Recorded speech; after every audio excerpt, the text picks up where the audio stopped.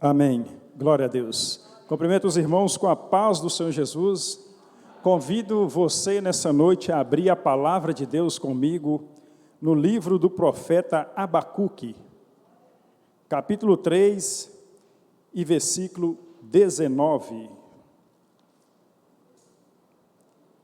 Exaltado seja o nome do Senhor. Profeta Abacuque, capítulo 3, versículo 19.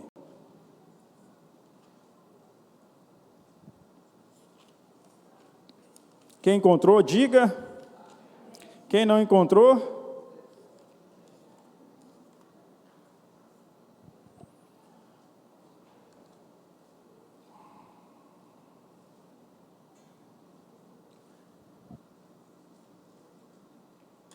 profeta Abacuque 3, 19. Todos encontraram?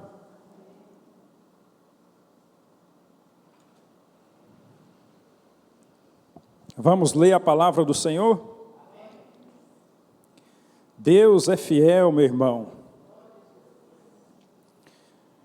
Abacuque 3, 19. Jeová é a minha força. Jeová, o Senhor, é a minha força, e fará os meus pés como das servas, e me fará andar sobre as minhas alturas. Amém, meu irmão? Até aí, pode tomar o seu assento e vamos meditar na palavra do Senhor e que Deus venha ensinar muito mais para você aí, porque eu estou aqui para aprender. Amém? Glória a Deus. Senhor, meu Deus e meu Pai, nesta noite nós queremos te adorar, te dar a honra, te dar a glória, te dar a exaltação e todo o louvor, meu Deus, porque o Senhor é santo e a terra está cheia da tua glória. Por isso, meu Deus, nesta noite, venha abençoar o teu povo, venha visitar o teu povo, venha falar na tua palavra com cada um de nós nessa noite, em nome de Jesus, amém. Vamos dar uma salva de palmas para o Senhor, porque Ele está presente aqui, onde 2 ou 3 estão reunidos em meu nome, aí eu estou. E você crê que o Senhor está aqui, meu irmão? Você crê? Então dá glória a Deus. Glória a Deus, aleluia, Deus é fiel. Irmãos, quando lemos o profeta Abacuque, capítulo 3 e versículo 9. Aqui nós vemos o profeta fazer uma declaração. Ele vai dizer: Jeová, o Senhor, é a minha força. Meu irmão, onde está a sua força? Abacuque foi um profeta que profetizou em Judá, antes da invasão pelos caldeus, antes da invasão pela Babilônia, ele pregou ali e alertou o povo ali. Em um momento difícil, o profeta Abacuque, ele vai nos trazer nessa noite um exemplo de onde depositar a nossa confiança. Em momentos difíceis, meu irmão, onde nós podemos depositar a nossa confiança? Onde eu posso depositar a minha confiança? Onde você pode depositar a sua confiança? No dinheiro? Nas posses? No poder do homem? A nossa confiança só pode estar em Deus. Jeová, o Senhor. Não é qualquer um a qual o profeta se refere aqui nessa noite, não. Ele se refere a Jeová, o Senhor dos senhores. Ele se refere ao Rei dos reis, ele se refere a Deus. O Senhor é a minha força. A minha força é o Senhor. E Ele me fará andar sobre as minhas alturas.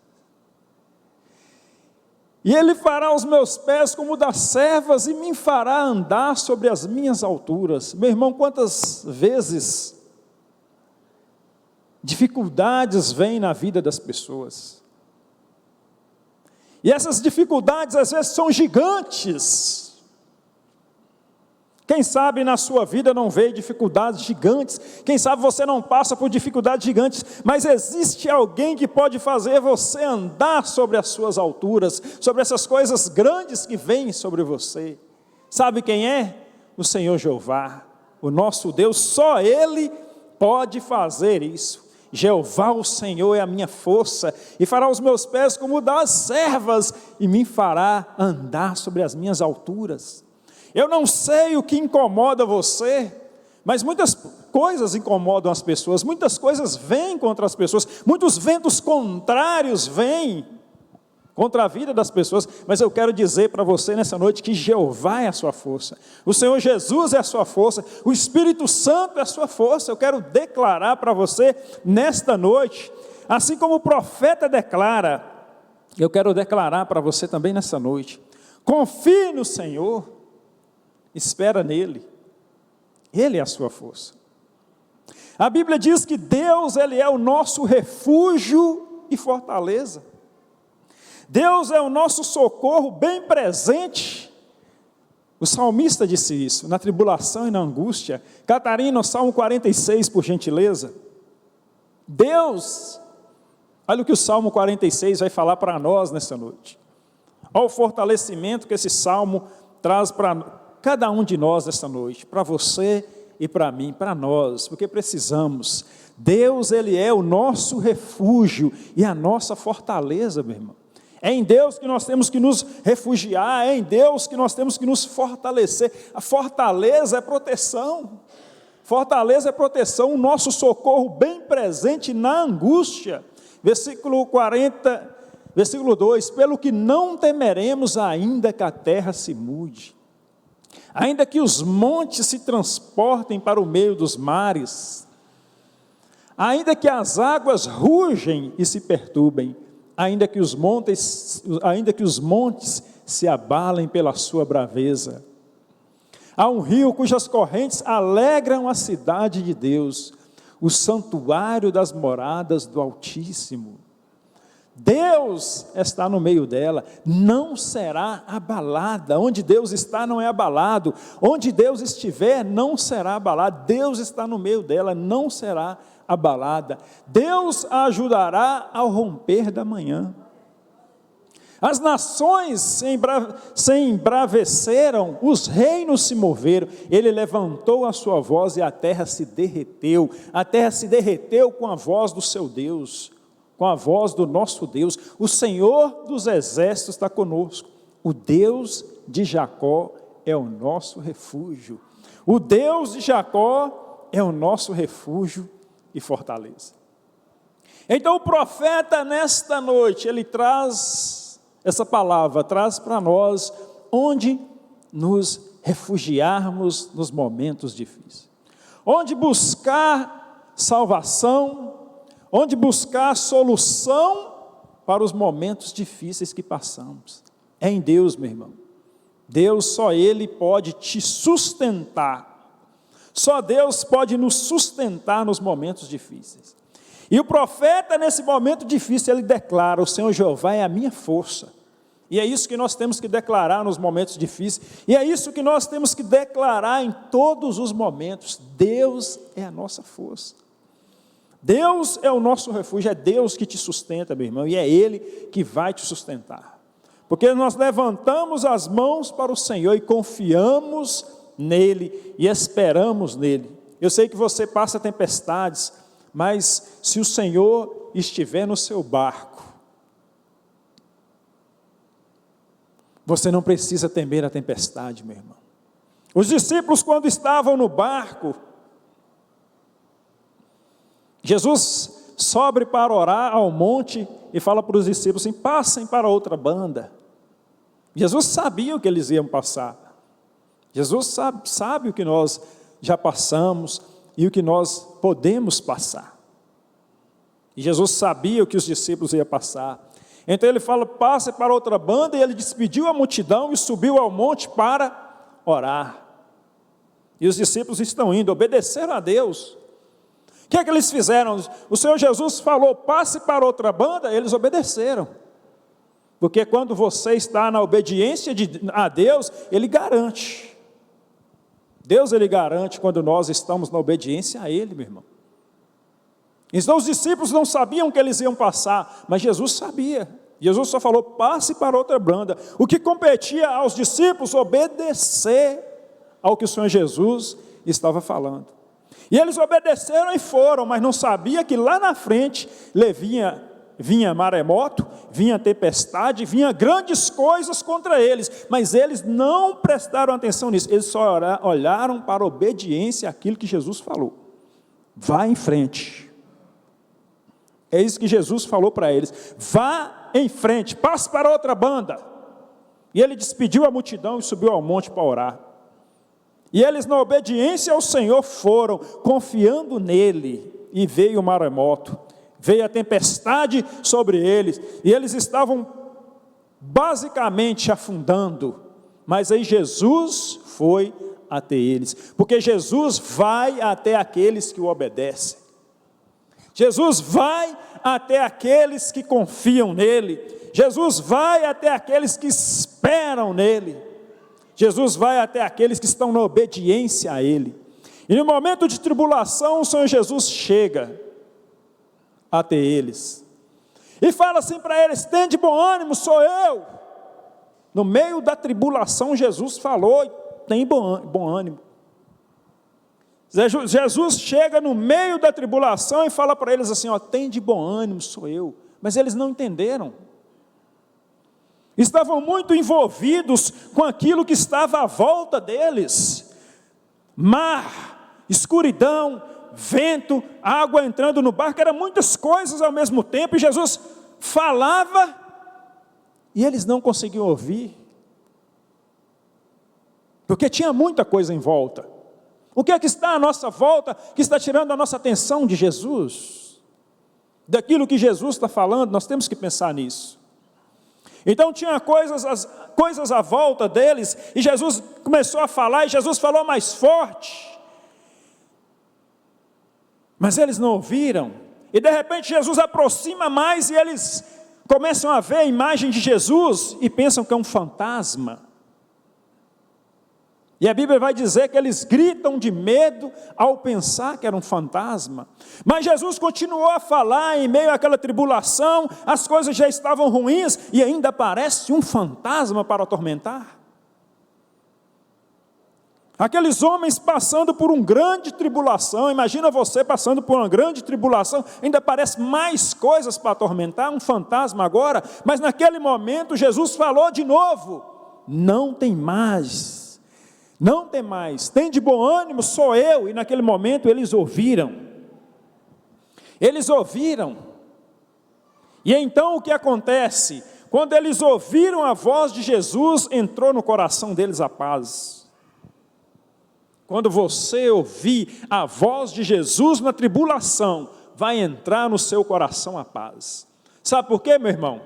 Porque naquele momento de tribulação, eles começam a ouvir a voz de Jesus, e falaram assim, espera aí, eu conheço essa voz, não é mais um fantasma, não é mais um fantasma, essa é a voz de Jesus, eu conheço essa voz. Então quando a voz de Jesus entra pelos ouvidos dele, a paz entrou no coração dele, sabe por quê? Porque eles entenderam, é Jesus, Jesus pode mudar qualquer situação, não importa mais a tribulação, o que importa agora é que Jesus está aqui,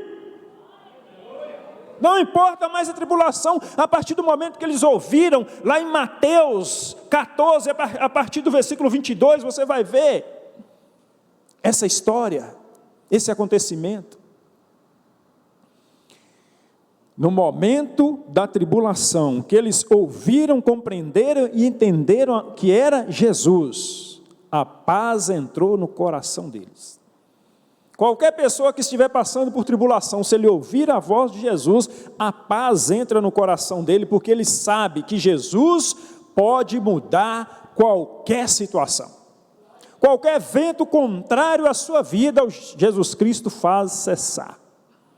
Qualquer maremoto que vir sobre a sua vida, Jesus Cristo pode fazer ele parar. Mas, meu irmão, nessa palavra tem um detalhe muito importante que eu preciso dizer para você nessa noite. Algo que fez toda a diferença. A palavra-chave aqui é convivência. Porque quando Jesus gritou naquela escuridão, e eles escutaram a voz de Jesus e conheceram aquela voz, é porque eles tinham convivência com Jesus. Eles estavam com Jesus dia a dia, pregando por diversos lugares. Eles andavam com Jesus, então não era um fantasma falando, porque eles conheciam a voz. Meu irmão, qualquer um que me conhece, se eu falar no escuro e a pessoa não me vê, vai saber que sou eu, porque aquela pessoa conhece a minha voz. Toda pessoa que convive comigo, se eu falar no escuro, ela não precisa me ver. Ela sabe que sou eu, porque ela conhece a minha voz, porque tem convivência comigo. E aqueles homens entenderam que era Jesus em meio à escuridão, porque tinha convivência com ele. Conviver com Jesus é muito importante, meu irmão, porque na hora da tribulação, quando ele falar, nós entenderemos que é a sua voz. Muitas vozes podem falar conosco em momentos difíceis, mas nós temos que conhecer a voz de Jesus e entender qual é a voz dele. E essa voz a gente só conhece pela convivência com o Senhor. Isso é importante, meu irmão. Isso pode mudar a sua vida, convivência com o Senhor. Jeová, o Senhor, é a minha força. Jesus é a nossa força. Jesus é a nossa força. O Salmo 27, versículo 14, a Bíblia vai dizer: espera no Senhor, anima-te, e Ele fortalecerá o teu coração. A palavra está dizendo para você esperar no Senhor, para você animado, espera no Senhor animado, não cabeça baixa, mas em confiança. Quando você tem aquela confiança, você fica animado, porque Ele vai agir. Espera no Senhor, anima-te, e Ele fortalecerá o teu coração. Espera, pois, no Senhor. Espera, pois, no Senhor. É isso que a Bíblia, nessa noite, a palavra, ela quer nos levar a confiar mais em Deus. A palavra de Deus nessa noite, ela quer nos levar a trazer, a palavra de Deus nessa noite quer trazer mais em nós, mais confiança naquele que nos sustenta, naquele que vai adiante de nós nas batalhas. Sabe por quê, meu irmão? Tem situações que vêm sobre a nossa vida que elas são muito fortes. Tem situação que vem que é muito forte, que sozinho é difícil, meu irmão. É difícil. Se Jesus não estiver segurando na nossa mão, é difícil. Ainda que eu andasse pelo vale da sombra e da morte, eu não temerei mal algum, porque Tu estás comigo. Tu estás comigo. No vale da sombra e da morte, ainda que se eu passar pelo vale da sombra e da morte, Jesus vai estar ali comigo. Isso é importante. Você lembra de Jairo, aquele principal da sinagoga? Aquele homem estava com a sua filha doente, e ele foi em busca de Jesus. Você conhece a história. E Jesus o recebeu prontamente e foi até ele. Mas Jairo foi muito inteligente. Ele procurou Jesus rápido. Jairo correu para Jesus rápido. Porque quando a notícia ruim chegou para Jairo, ele já estava com Jesus. Isso é muito importante. Ele já estava, ainda que eu andasse pelo vale da sombra e da morte, não temeria mal algum, porque Tu estás comigo. Na hora que chegou a notícia ruim para Jairo, ele já estava com Jesus, e Jesus falou assim: não temas, crê somente. Essa foi a palavra de Jesus para Jairo. Não temas, crê somente.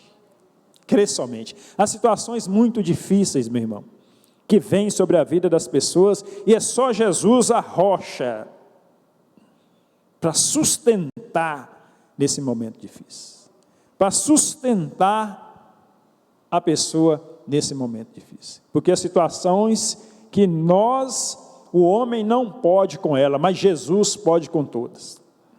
Eu quero citar 2 exemplos de 2 reis para você, que passaram por situações difíceis, mas a força deles, ela não estava no seu braço. A confiança deles estava no Senhor. O primeiro exemplo que eu quero trazer nessa noite é o de Josafá, o rei Josafá. A palavra de Deus, meu irmão, ela vai dizer que Josafá, ele foi um rei que passou por uma situação muito difícil, um levante muito grande contra a nação de Israel naquela época. Eram 3 nações contra Josafá. Então, se para combater uma nação, se um inimigo já dá trabalho, meu irmão, imagina 3 inimigos vindo contra Josafá. Mas o rei Josafá, ele não confiava na sua força, ele declara isso. Ele declara que ele não confiava na sua força, mas que confiava somente no Senhor. E Deus, ele foi a favor de Josafá. E Josafá conseguiu derrotar seus inimigos, porque ele confiava em Deus. Quando você lê 2 Crônicas, capítulo 20, lá no versículo 12, você vai ver a declaração do rei Josafá. Ele não estava confiando no seu exército, ele não estava confiando nos seus valentes, ele não estava confiando na força do homem, porque ele sabia que a situação era difícil. Ele sabia que aquela situação que vinha contra ele era difícil. 2 Crônicas, capítulo 20, versículo 12, ele fala assim: ah, Deus nosso, porventura não os julgarás, porque em nós não há força perante essa grande multidão. Olha a declaração de Josafá. Ele declara para Deus que ele não tinha força contra aquela situação. E tem situações que são difíceis para o homem. Porque em nós não há força perante essa grande multidão que vem contra nós. E não sabemos o que faremos, porém os nossos olhos estão postos em Ti. Josafá fala para Deus, em outras palavras: Senhor, nós não temos força, nós não sabemos o que vamos fazer, nós estamos sem direção. Porque, meu irmão, há situações que vêm sobre a vida das pessoas que deixam elas sem direção. Não sabe o que fazer. O que eu vou fazer agora? Eu não sei o que eu vou fazer diante dessa situação. A pessoa, às vezes, quando ela está envolvida por um problema tão grande, ela não consegue nem pensar. E Josafá estava assim: o que eu vou fazer agora, meu Deus? Eu não sei nem por onde começar. Eu não sei nem se eu vou para a direita, se eu vou para a esquerda. O problema é tão grande. É tão grande o problema, que eu estou sem direção. Aí ele fala assim: e não sabemos nós o que faremos, porém os nossos olhos estão postos em Ti. Senhor, eu não sei o que eu vou fazer, mas eu estou esperando em Ti. Eu estou esperando em Ti, eu confio na solução que vem do Senhor. Foi isso que Josafá disse. Não tenho forças para essa situação. Eu não tenho forças para levantar nessa situação, mas é Deus que nos levanta nos momentos difíceis. É Deus que levanta o caído. Porque o justo, ainda que caia, ele não ficará prostrado. Sabe por quê? Porque quem sustenta o justo é o Rei dos Reis e Senhor dos Senhores.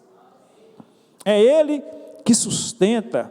É Ele que tem nos sustentado, é Ele que nos sustentará. É o Senhor, aquele que é digno das suas palmas agora, meu irmão.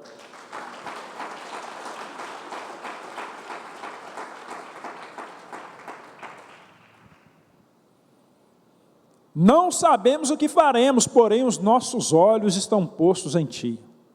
Meu irmão, nossos olhos têm que estar sempre em Jesus Cristo.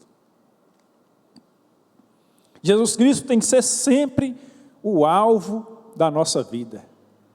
Como o apóstolo Paulo diz: irmãos, não julgo que haja alcançado, mas uma coisa faço, esquecendo das coisas que ficam para trás, prossigo para as que estão diante de mim, prossigo para o alvo, para o prêmio da soberana vocação de Deus em Cristo Jesus. Não sabemos o que faremos no futuro, não sabemos o que virá contra nós no futuro, mas os nossos olhos estão postos em Ti.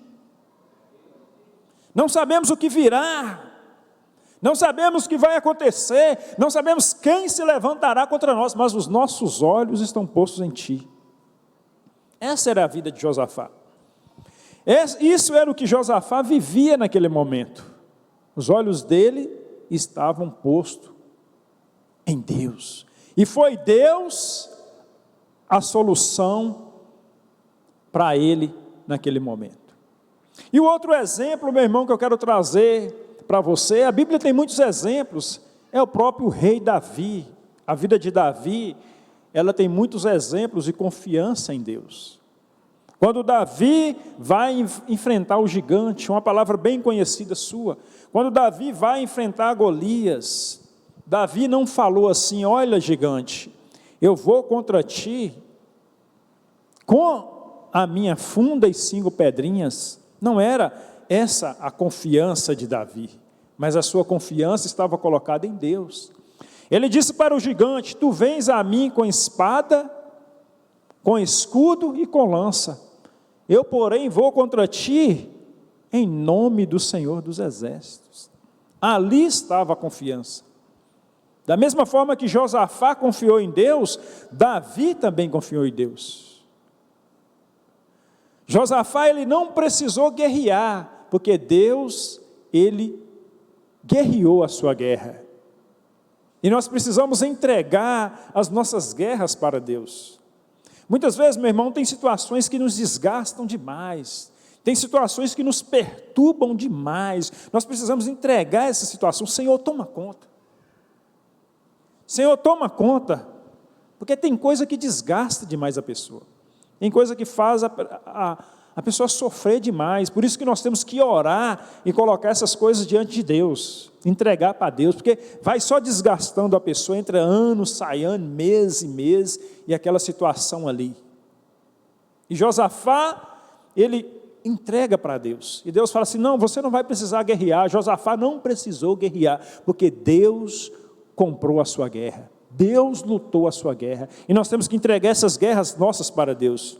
Nós temos que orar a Deus e colocar diante de Deus: Senhor, toma conta, entra com as tuas mãos poderosas, porque as minhas não podem, as minhas mãos não alcançam, mas a do Senhor alcança qualquer coisa. E Davi fala para aquele gigante: eu vou contra ti em nome do Senhor dos Exércitos, eu não vou na minha força não, eu vou na força do meu Deus, é o meu Deus que vai guerrear por mim. Porque se aquele gigante para Davi era um gigante, para Deus era uma formiga que ele pisa e acaba com ela. A diferença da nossa visão para a visão de Deus diante de um problema. Às vezes uma coisa que é um absurdo para nós, para Deus é uma formiga mesmo, que ele pisa e faz assim e acaba. A visão de Davi era um gigante, mas a visão de Deus era um nada. Olha para ver como as coisas são diferentes. Então é confiar em Deus. E o profeta, ele está nos dizendo nessa noite: Jeová, o Senhor, é a minha força. Essa tem que ser a nossa visão. Ter o Senhor como a nossa força, ter o Senhor que vai adiante de nós. Não confiar no braço do homem, não confiar na riqueza, não confiar nos bens que temos, nas suas sistemas. A confiança vem no Senhor. Olha o que diz o Salmo 20, versículo 7. Salmo 20, versículo 7. Uns confiam em carros e outros confiam em cavalos. Isso é confiar, meu irmão, na força do homem. Isso é o homem confiando na sua própria força. Carros e cavalos são armas de guerra. É o homem querendo lutar as guerras que muitas vezes ele não pode. Uns confiam em carros, outros em cavalo, mas aqueles que confiam em Deus, mas nós faremos menção do nome do Senhor. Nós faremos menção do nome do Senhor. O profeta disse: o Senhor Jeová é a minha força. Não é carro que é a minha força, não é cavalo que é a minha força, não é bens materiais, não é dinheiro que é a minha força, não, mas é o Senhor Jeová. Uns confiam em carros, outros confiam em cavaleiros, mas nós faremos menção do nome do Senhor. Muitos caem, alguns caem, mas nós estamos de pé e permanecemos de pé, porque aqueles que confiam em si, aqueles que confiam na sua força, esses caem, mas aqueles que confiam no Senhor, são aqueles que permanecem de pé. Aqueles que confiam no Senhor, é onde nossa confiança deve estar, no Senhor dos exércitos. Ele é a nossa força, Ele que faz os nossos pés estarem firmes, meu irmão. É o Senhor que faz os seus pés estarem firmes. É o Senhor que faz os meus pés estarem firmes, para que nós não venhamos cair. Lá em Tiago, capítulo 4, versículo 10, a palavra de Deus, ela vai nos trazer um segredo nessa noite. Humilhai-vos perante o Senhor, e Ele vos exaltará. Isso é um grande segredo, meu irmão. Isso é um grande segredo para aqueles que querem que Deus lute as suas guerras, para aqueles que querem que Deus vá adiante dele.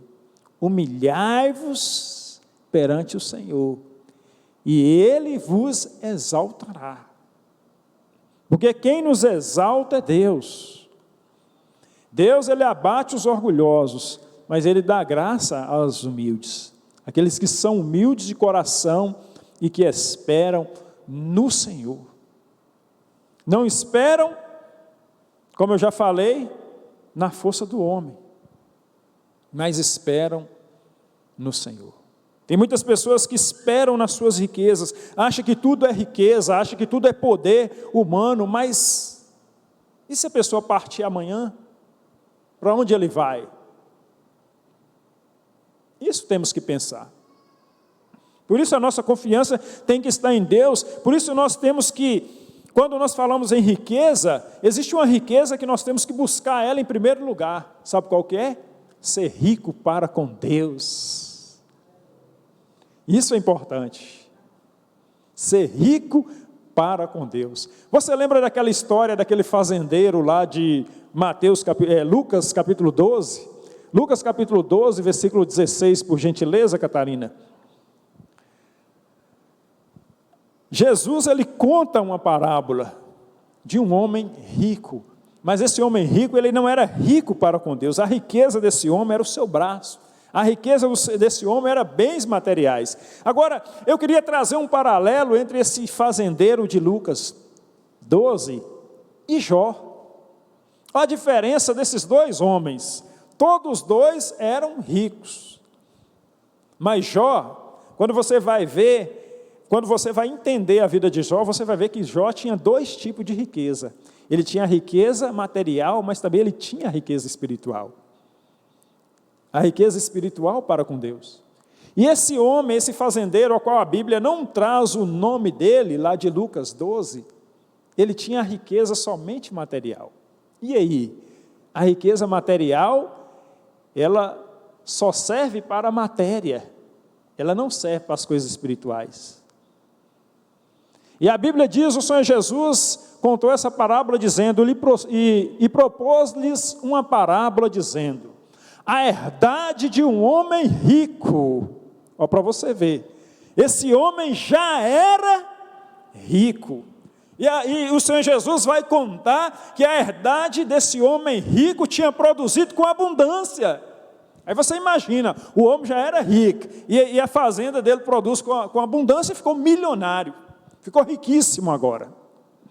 E a palavra de Deus vai dizer, e ele arrazoava entre si dizendo, que farei? Não tenho onde recolher os meus frutos. Esse homem ficou feliz demais. Ele já era rico, e agora ele ficou mais rico ainda, porque a sua fazenda produziu demais. E ele falou, agora sim, agora o que eu vou fazer? Eu estou tão rico que eu não tenho nem onde colocar minha riqueza.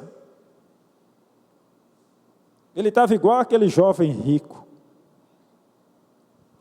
Esse aqui, ele não procurou ser rico para com Deus. O jovem rico foi diferente, porque Jesus deu oportunidade para aquele jovem. Você sabia que Jesus, ele deu oportunidade para o jovem rico? Quando Jesus chega e conversa com aquele jovem rico, Jesus deu oportunidade para ele mudar, mas ele não quis, e Jesus foi e tocou na ferida dele, e mostrou para ele onde estava o problema dele. Quando ele chega para Jesus e fala assim, bom mestre, que farei de herdar para a vida eterna? Jesus olhou para ele assim, da cabeça a planta dos pés, sondou o coração dele e viu ali um homem que era rico, conhecia sobre Deus, obedecia a palavra de Deus em parte, mas que era preso no dinheiro. Um homem rico que cumpria a palavra de Deus, mas não totalmente. Deus ele não nos quer cumprindo a palavra dele em parte, não. Ele quer que nós cumprimos em verdade toda a verdade, todos os ensinamentos dele. Jesus ele não nos quer, por exemplo, eu dizimo, mas estou no pecado da prostituição. Eu faço um pecado aqui e estou em outro pecado. Não, assim não dá. Tem que ser todo de Jesus. E aí Jesus foi e testou ele. Ele fala assim para Jesus, bom mestre, que farei para herdar a vida eterna? E Jesus fala assim para ele, só há um que é bom e é Deus. Aí Jesus faz uma pergunta para ele, ao qual Jesus já sabia, você conhece os mandamentos? E ele prontamente, não adulterarás, não matarás, e Jesus fala alguns mandamentos para ele, só que Jesus não vai falar para aquele jovem rico onde estava o pecado dele, porque Jesus deu a oportunidade para ele de se abrir para Jesus e falar a verdade, onde ele era falho. E quando Jesus fala os mandamentos para ele, ele fala assim, todos esses mandamentos tenho observado desde a minha mocidade. Só que Jesus não fala o primeiro grande mandamento para ele, que era amar a Deus sobre todas as coisas, porque Jesus sabia que ele não amava, porque o seu coração era preso no dinheiro. Então, quando Jesus fala para ele, conheça os mandamentos, não adulterarás, não roubarás, não dirás falso testemunho, honra teu pai e tua mãe, ele fala assim, não, prontamente ele fala, tudo isso tenho observado desde a minha mocidade, mas quando Jesus deu a oportunidade para ele, ele tinha que ter pensado e parado, não, Senhor Jesus, ainda falta um, que é amar a Deus sobre todas as coisas, e esse mandamento eu não tenho cumprido, porque eu sou fraco e sou preso na riqueza, mas eu quero que o Senhor me liberta hoje. Ele não fez isso. Ele simplesmente já queria sair justificado. Ele falou, tudo isso tenho cumprido desde a minha mocidade, e já ia saindo como justificado, quando Jesus vai tocar na ferida dele. Jesus fala assim, uma coisa ainda te falta. Aí ele parou e pensou.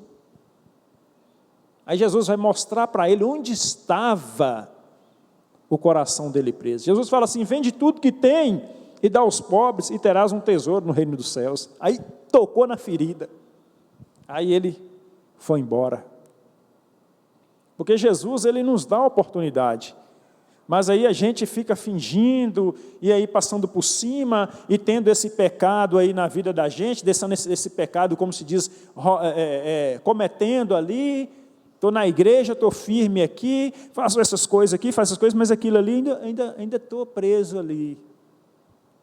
Aí Jesus vai lá e toca lá e mostra para nós onde nós precisamos mudar. E Ele faz isso conosco. E quando Jesus tocou na ferida dele, Ele sentiu onde era o pecado, onde ele precisava mudar, que era deixar o seu amor à riqueza. E voltando para a palavra de Deus, aquele homem rico ficou mais rico ainda, e ele disse assim, que farei? Eu não tenho onde recolher os meus produtos, então vou fazer isso, eu vou quebrar os meus celeiros e construir maiores ainda. Ele tinha tanto dinheiro que ele ia quebrar todos os seus armazéns e construir outros para recolher as suas novidades. Mas aí o Senhor Jesus fala para ele assim: louco, esta noite pedirão a tua alma, e o que você tem guardado? E disse: farei isso, derribarei os meus celeiros, edificarei outros maiores, e ali recolherei as minhas novidades, os meus bens. Versículo 19. E direi à minha alma: alma, tens em depósito para muitos bens, para muitos anos, descansa, come, bebe, folga. Agora é minha aposentadoria, agora eu só vou ficar folgado. Mas lá no versículo 20, mas Deus lhe disse: louco, esta noite pedirão a tua alma, e o que tens preparado, para quem será? E aí no versículo 21, o Senhor Jesus vai dizer assim: assim é aquele que para si ajunta tesouros, mas não é rico para com... Riqueza passageira, meu irmão. Riqueza passageira. Passou ele e passou a sua riqueza, porque era uma riqueza passageira.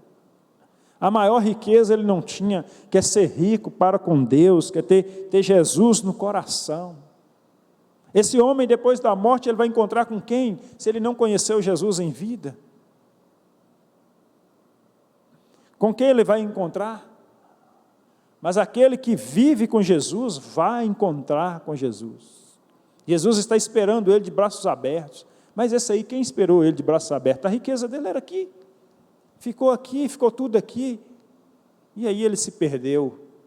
Ele se perdeu porque ficou aqui e ele não pôde levar. Nós não podemos levar nada dessa vida, a não ser as nossas boas obras, a não ser a nossa fidelidade a Deus, a não ser a nossa obediência a Deus. Esse homem não tinha nada para levar lá para cima, não. Tudo que ele tinha era aqui.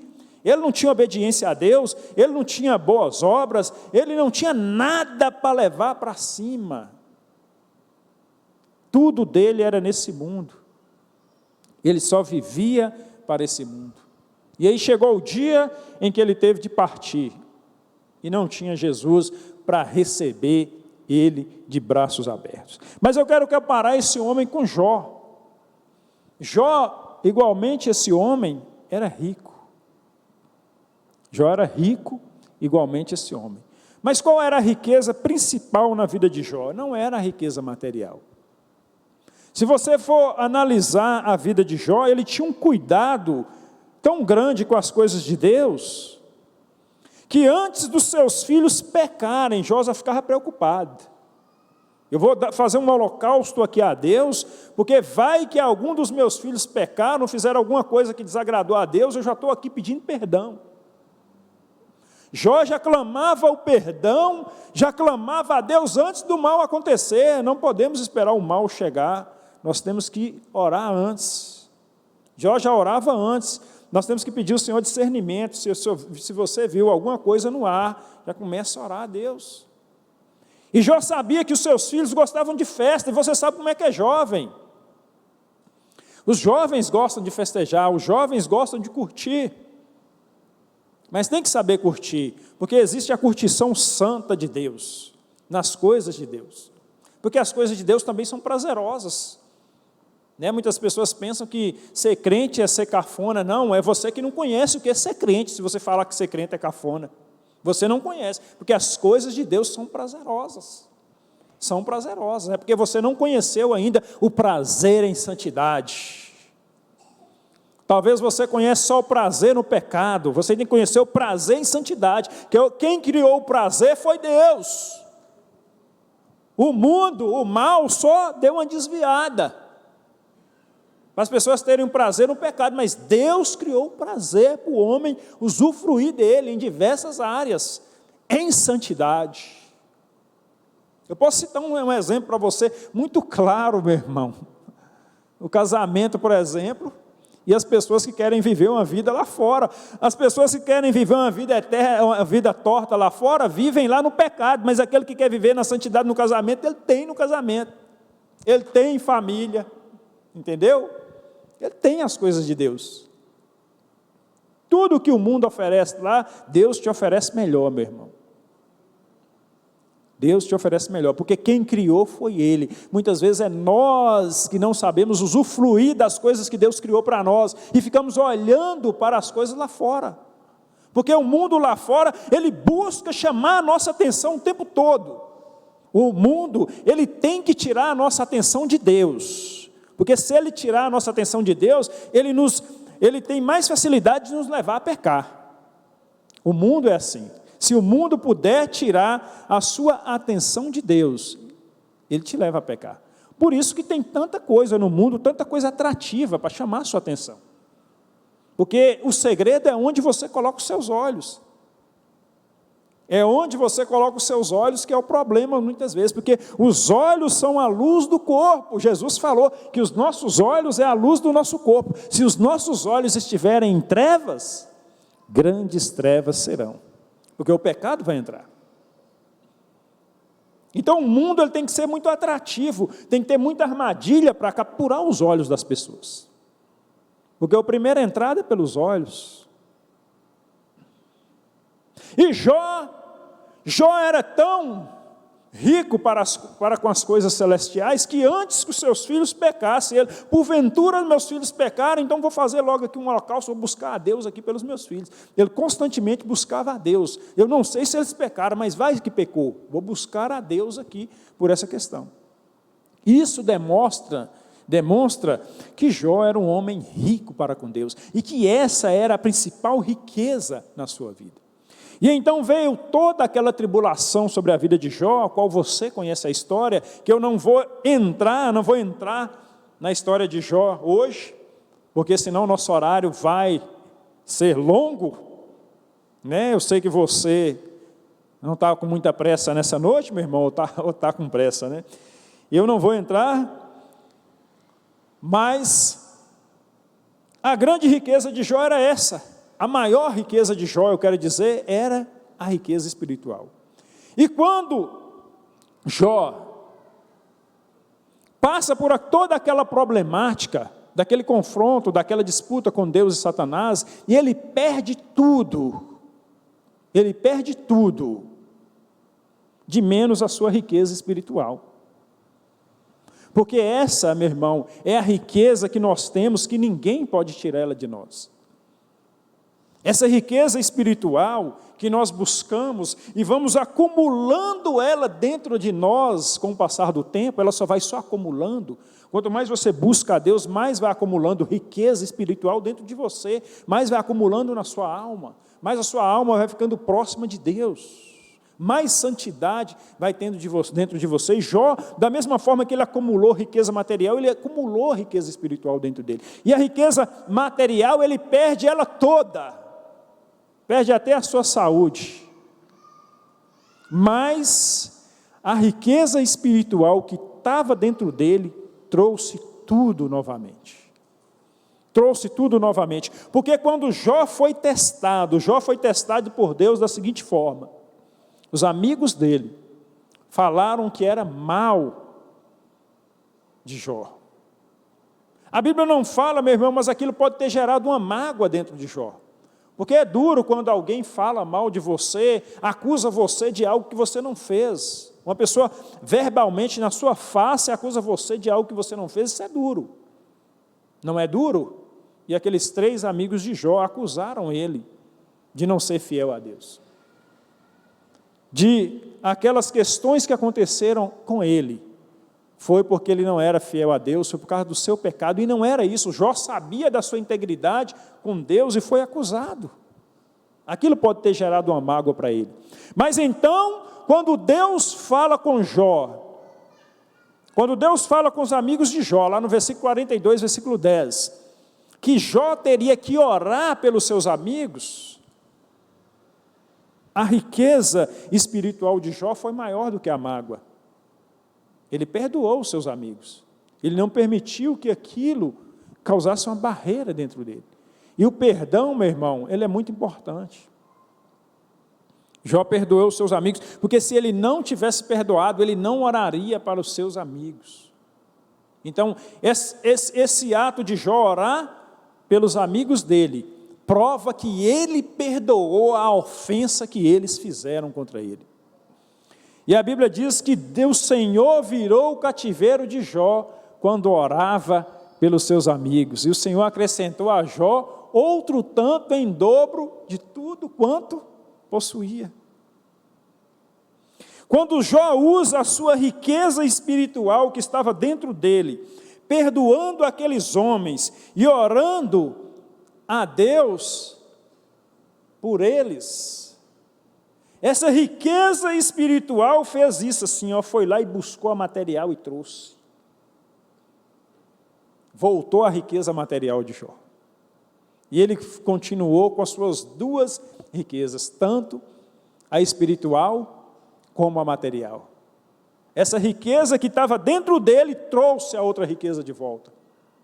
Porque ele demonstrou que ele permaneceu fiel a Deus com toda a sua fidelidade. Ele permaneceu fiel a Deus em todos os momentos difíceis que ele passou. Por quê? Sabe por quê, meu irmão?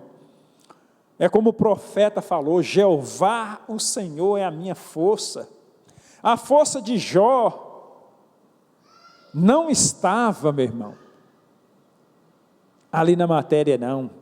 É como o profeta falou, Jeová, o Senhor é a minha força, e Ele fará os meus pés como das servas, e me fará andar sobre as minhas alturas.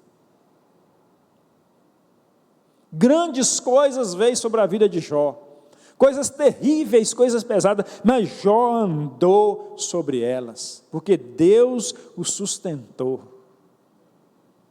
porque ele tinha algo muito importante dentro dele, a riqueza espiritual que ninguém, jamais alguém poderia tomar dele. Essa riqueza, meu irmão, que você está acumulando ela dentro de você a cada dia você tem acumulado um pouquinho mais de conhecimento do Senhor, de obediência a Deus, e não perca isso, não perca o seu galardão, não deixe perder esse memorial que está sendo criado diante de Deus, que é a sua vida. Amém? Glória a Deus. Você pode aplaudir o Senhor?